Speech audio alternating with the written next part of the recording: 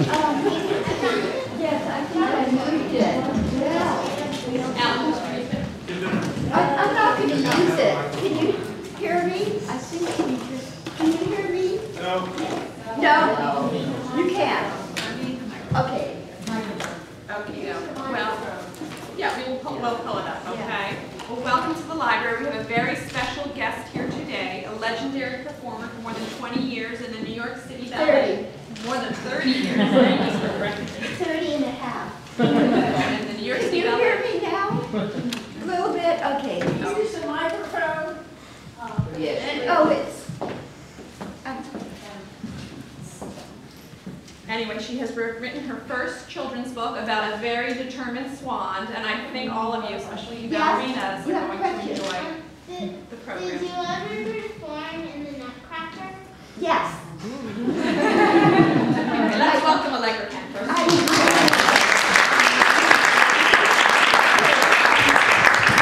did perform in the Nutcracker. The first thing I did was a mouse. Oh, yeah. But I wasn't as small as a mouse. I was a little bigger. Yes. I was ballerina. I'm a ballerina.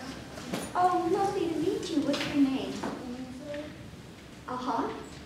So, would you like me to read the book? Yes. But usually the questions are after, but we could do it, you know, before, after, and maybe even during. So, this is a book, Swan. Ballerina Swan. It's nice I don't know the name of the book.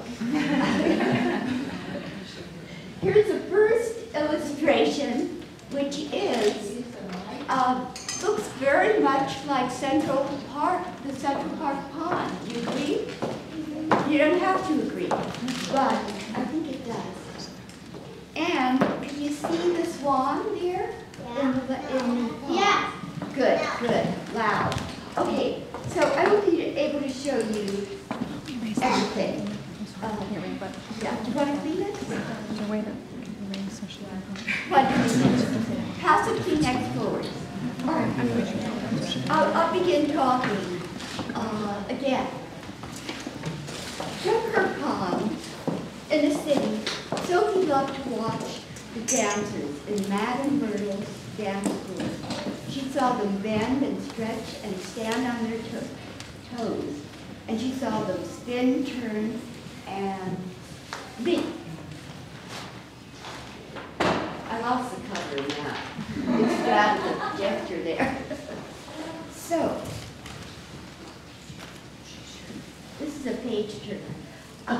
One day, Sophie flew to the window ledge for a better look in the studio, and the children stopped dancing and went to get a better look too. There's your Kleenex. There it goes. Thank you. So there's a swan looking in the window of the ballet studio. She's on the ledge outside. Usually, you don't see swans outside the window. Usually you see a pigeon, but this is unusual.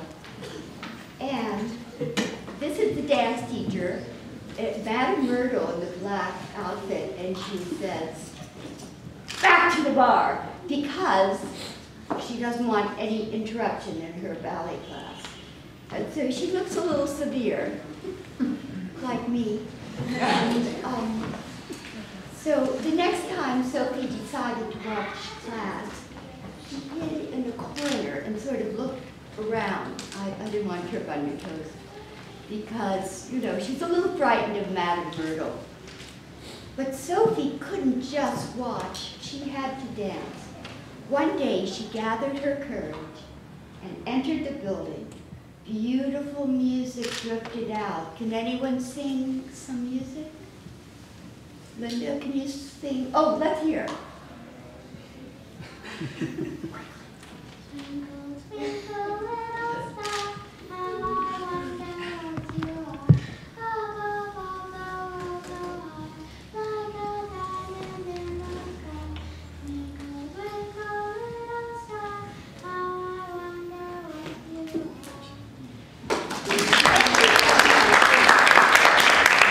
So that's the exact music that Sophie heard while she was walking up the stairs. And she just thought, I'm going to go into the classroom, and she hoped she wouldn't be noticed. So here's a picture of her, and she's sort of like this. And it's very hard for Swan to make her legs move in a certain way because she's a swan. You know, her legs look different than ours. Of course, you know that. And, but she was indeed noticed. Madame Myrtle shouted, "Shoot!" She wasn't wanted. And Sophie bent her lovely neck in shame and withdrew from the classroom. I'm so afraid I'm going to trip over and rub. But the next time Sophie decided to watch, she sort of hid in the corner outside, and she kind of did some of the same steps that you might be able to notice. Did you notice it? Yes. But one day, Madame Myrtle didn't appear for class. In her place was a young woman who looked very much like Madame Myrtle, but she wasn't Madame Myrtle. She was younger and way jollier. And the dancers looked jollier too. They danced higher and lighter than ever before. The music and dancing were irresistible. Sophie decided to take class once again.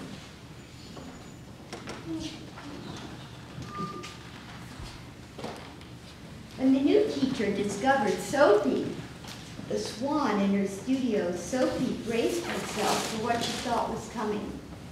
She thought she was going to be sent away again, but the unexpected happened. Unexpected things do happen, as we know.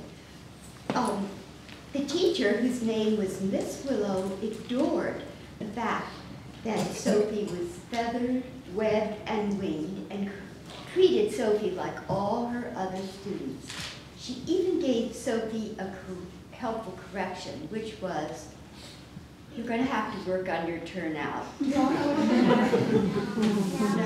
Well, in ballet, they do this. Does anyone want to demonstrate? Is anyone here taking ballet? Let's have two turns up. I take ballet in school, except I just started. Do you have first position turned out? A little more turned out, just a little. That's pretty good. Okay, thank you so much. What? Oh, good. Okay, well, oh my gosh. Afterwards, after I finish the book, we can all do a first position or so. But then the unexpected happened. I read this already because two people walked in the door that I didn't expect to see. So, when it came time for grand jeté, the terms for ballet are all in French. So grand jeté means a big leap from one leg to the other. And I'm sure you can. And the children jumped as high as they could, but only Sophie could really fly. Here's a picture of Sophie flying, which is quite a nice thing to do. After that, Sophie went to class every day. She learned that some things came very easily to her, and other things were very, very hard. Because of her webbed feet, Sophie had to work extra hard, but she was very good at grand jeté. Because of her long, graceful neck, she was very good at épaulement. I hear some interesting music up here. Épaulement is the way you use the arms and head. So she's very good at that, but it was a little difficult because she didn't have an arm, she had wings. But she was encouraged to take class. And here is Miss Willow. One day, Miss Willow said to Sophie, "I'm impressed by your hard work and your commitment. I would like you to audition for our end of the school performance, which is going to be Swan Lake." So many emotions flooded Sophie's heart, joy, hope, and fear. Sophie's heart would break if she did not get any part in the cast.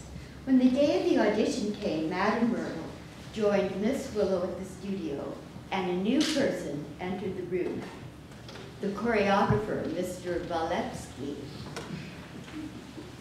He demonstrated each combination, which the children and the swan were required to imitate.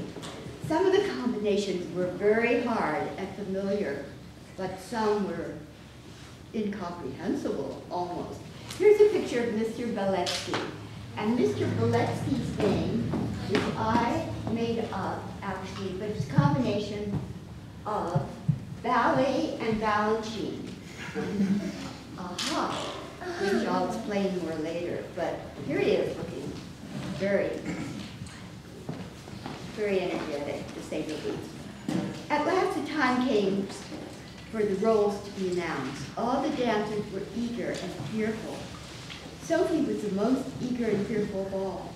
As she scanned the list, she did not see her name. She scanned it carefully, and at other times, still, she did not see her name. And here's the cast list. Princesses: Gail, Linda, Nina, Mary, Tristan, Joanna, Barbara, Susanna.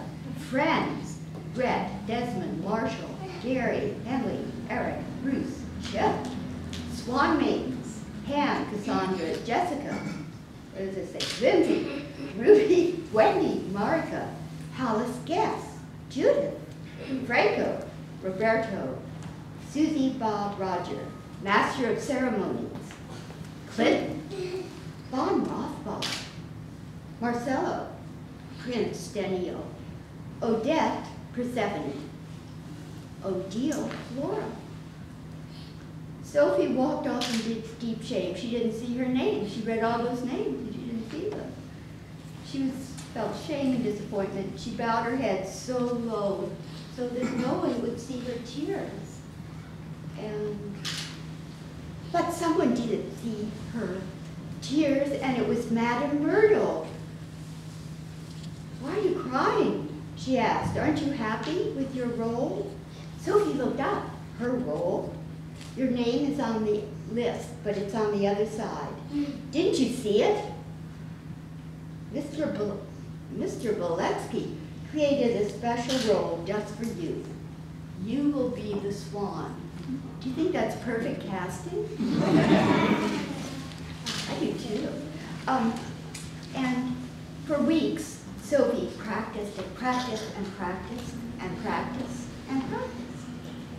She attended every rehearsal, even rehearsals in which she didn't have a part.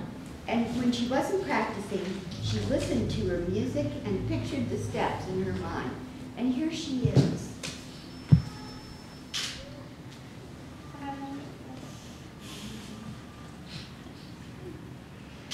So, and then Madame Myrtle actually gives her a helpful correction, which is nice because Madame Myrtle was reluctant.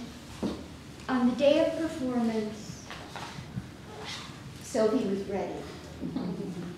And she leaps into the air. And that's the story that I wrote. A swan becomes a ballerina.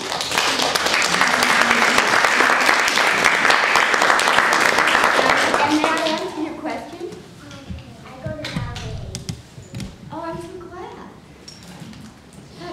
That's so good to hear. So let's see. I dedicated this book to quite a few people, but one person was to the memory of George Balanchine, who believed in unusual casting. So, okay, you have a question. I was in the Oh. And I think, yes. I have two questions. One is, did you ever have a teacher as strict as Miss Myrtle? Never. What? No, it's not possible. No. But strict, but not as strict as Miss Myrtle. But then I never appeared in the window as a swan. And what inspired you to write children's?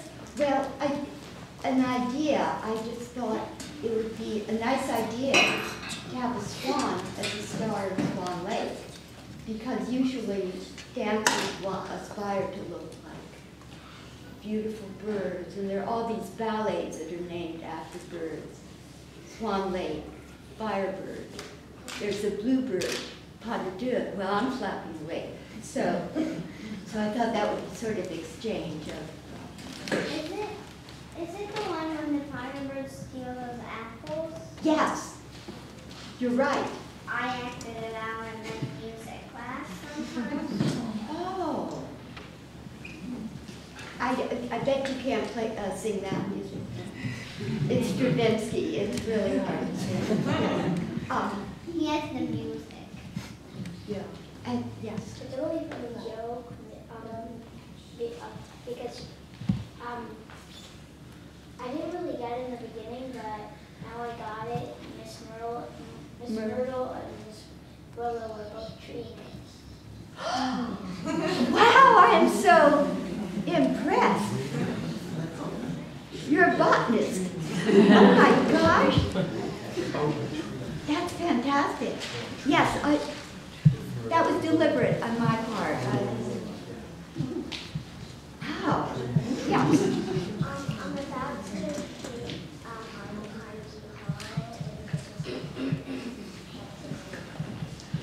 That is great. And some more questions? Yes, yes. Yeah, why don't you stand up? If you want to, though.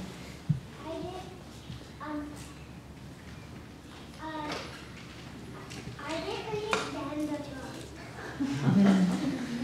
What was the question? I didn't understand the book. Yes, it's a little hard to understand. But it's about a swan who longs to take ballet class. And the teacher says, you can't do that, you're a bird, you're not a person. But then the other teacher sees qualities in Sophie the swan, and she sees, yes, she could dance, she can dance, and she's a natural flyer. So she gets a chance to do what she wants to do, but she has to study. So,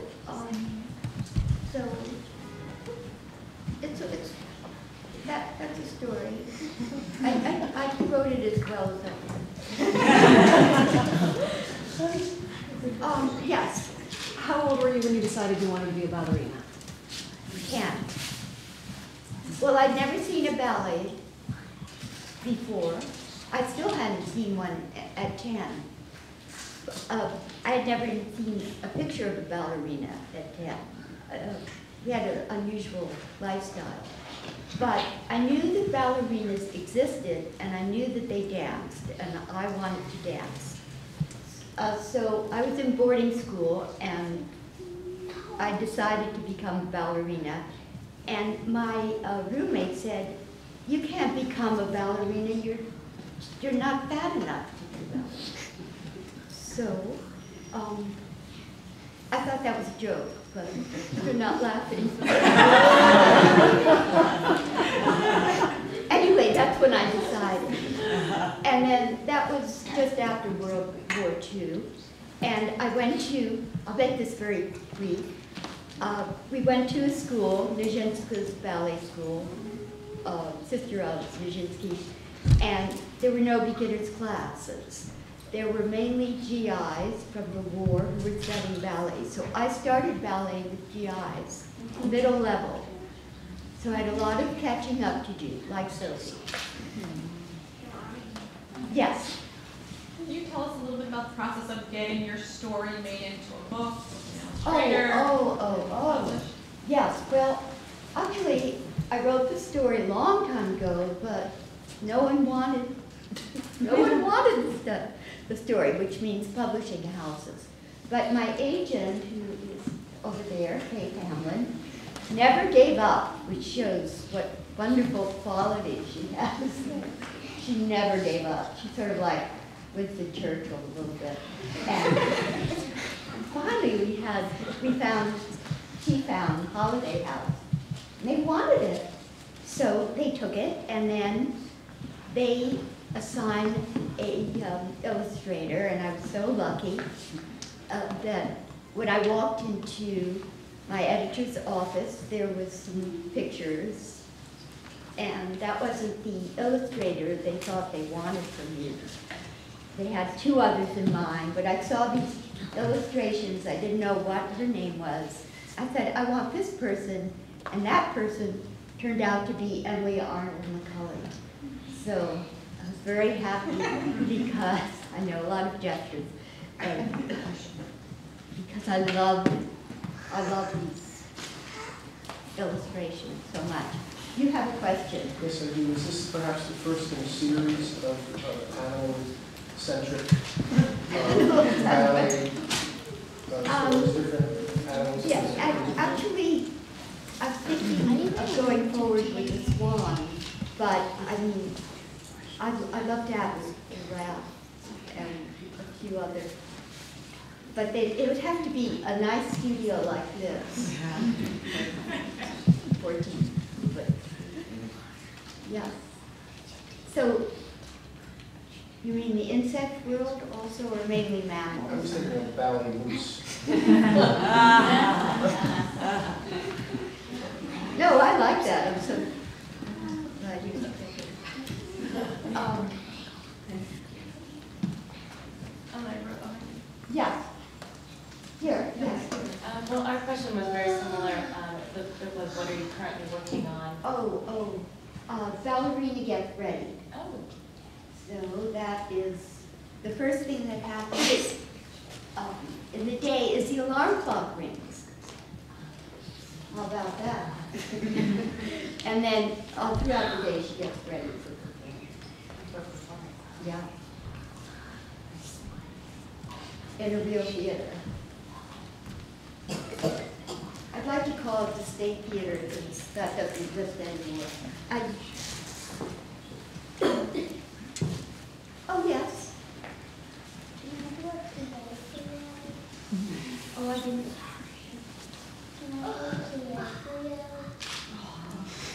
Can I do it? Oh, please do a plie, yes. I will offer a bar. Or you want to use a chair?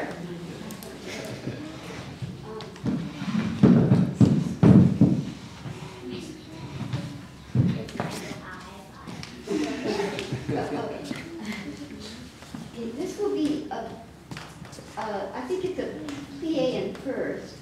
And first you can port it right. So we do arms one, center, and side to your side. Well, I don't do it. Okay.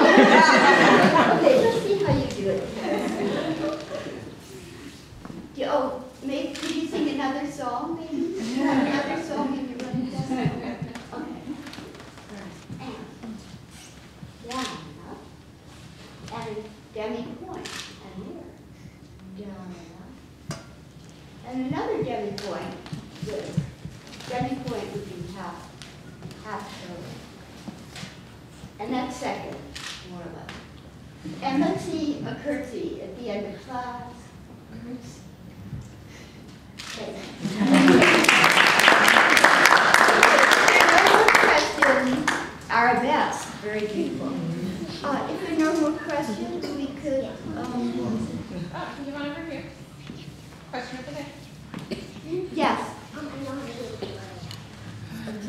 did first position with the second but And you're gonna, yeah. I have some that I want to do. I'm not exactly sure what it's called. Okay. They We'll analyze it. Yeah. Okay. That was a good grand jeté with the pot of roux. Good one. Okay, so I guess that, yes, we have. Yeah, maybe a lot of the kids want to show you. Maybe we could finish off with maybe one or two. You want to show them one or two moves? Can the kids do with you? And then we'll sign books. It's up to you. Yeah, I think if they want to do one step, make a line. If you want to do a step across the floor, make a line here. Get go here, and here, and there, and there, and there, and that. If you don't want to do a step, go step back a bit. But this will be a step of your own choosing. And then you can do whatever you want. And, all right, from the front of the line, Wait. Yeah, you'll start. All right, and. Lovely. And move on. Nice. And.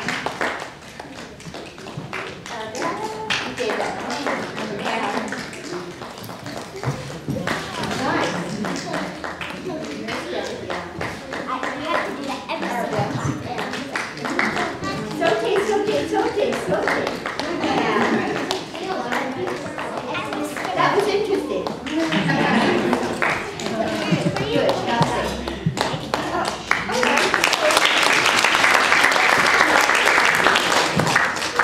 And now, a blow kisses to you all. Thank you. And we want to thank you so much. Signing books, you can, if you want to, and you have a book signed and follow up with any other questions while she's up there, you can do so. You're such a great audience. Oh, thank you so much. And let's thank you.